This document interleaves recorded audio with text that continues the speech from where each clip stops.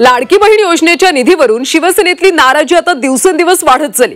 मंत्री संजय शिरसाट यांच्या पाठोपाठ आता शिवसेनेचे आमदार आमशा पाडवी यांनी सुद्धा निधी वळवण्याच्या निर्णयाला विरोध केला।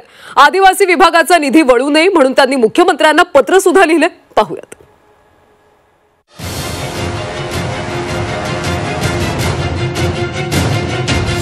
लाडकी बहीण योजनेविरोधात आमशा पाडवींची तक्रार।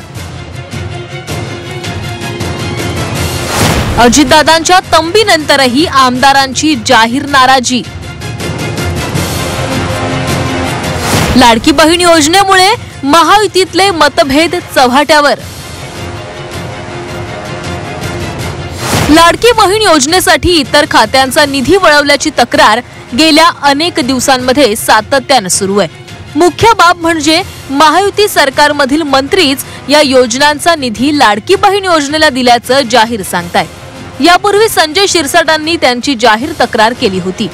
यावर अजितदादांनी मंत्री आणि आमदारांनी तक्रार करू नये अशी जाहीर तंबी दिली होती। हे जे काही प्रश्न असतात हे जर त्या व्यासपीठावर उपलब्ध केले तर ते प्रश्न मग तिथं एकनाथराव शिंदे असतात, स्वतः प्रमुख देवेंद्रजी असतात, अजित पवार असतात, ज्यांना प्रश्न उपस्थित करायचे ते पण सगळे तिथं असतात।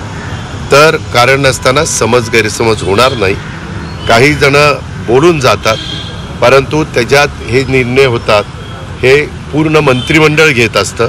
त्याला मंत्रिमंडळाची मान्यता असते, त्याला विधिमंडळाची मान्यता असते, त्याला दोन्ही सभागृहाची म्हणजे विधानसभा विधान परिषद अशा पद्धतीनं ह्या सगळ्या गोष्टी चालत असतात। त्याच्यामुळे कधी आमच्या महायुतीच्या सरकारच्या वतीनं माध्यमातनं असं कुठल्या घटकावर अन्याय होणार नाही।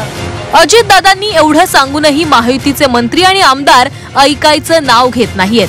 शिवसेनेचे आमदार आमशा पाडवी यांनी लाडकी बहीण योजनेच्या निधीसाठी आदिवासी विकास विभागाचा निधी पळवल्याची तक्रार केली आहे। निधीच्या पळवापळवीचा मुद्दा आपण अधिवेशनामध्ये उपस्थित करणार असल्याचा इशाराही त्यांच्याकडून देण्यात आलाय। ही योजना आणली देऊन राहिले पण आम्हाला जे माहिती पडली का आमचे पैसे त्याच्यामध्ये वर्ग केला। आम्ही हे विषय सुद्धा अधिवेशनामध्ये मांडणार आहे। आमच्या आदिवासींचे पैसे आहे ते पैसे आम्हाला द्या। तुम्हाला योजना चांगली आहे, चांगलं करून राहिलं युती सरकार, त्याच्याबद्दल माझी काही तक्रार नाही। पण आमचे पैसे जे आदिवासींचे पैसे आहे, आदिवासीच्या कोणतीही योजनाला ते द्यायला पाहिजे आणि आमचे पैसे वळवायला नाही पाहिजे म्हणून मी पत्र सुद्धा आदिवासी विकास मंत्रीला देऊन टाकलं। लाडकी बहीण योजनेमुळे कोणत्याही विभागावर अन्याय होणार नाही। मुख्यमंत्री आणि उपमुख्यमंत्री यावर तोडगा काढतील असं मंत्री प्रताप सरनाईकांनी सांगितलंय।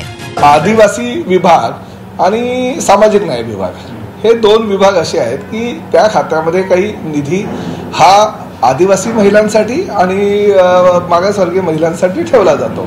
लाडक्या बहिणींची योजना राबवत असताना तो निधी त्या बहिणींसाठी वर्ग करण्यात आलेला ही वस्तुस्थिती आहे। पण त्यावर अर्थमंत्री आणि आमचे पक्षाचे मुख्य नेते आणि मुख्यमंत्री बसून निर्णय घेतील आणि त्यावर काहीतरी तोडगा काढून कुठल्याही खात्याला निधीची कमतरता भासणार नाही याची दक्षता आम्ही घेऊ। लाडकी बहीण योजनेमुळे हातातोंडाशी आलेली सत्ता गेल्यानं विरोधक मनातून नाराज आहेत।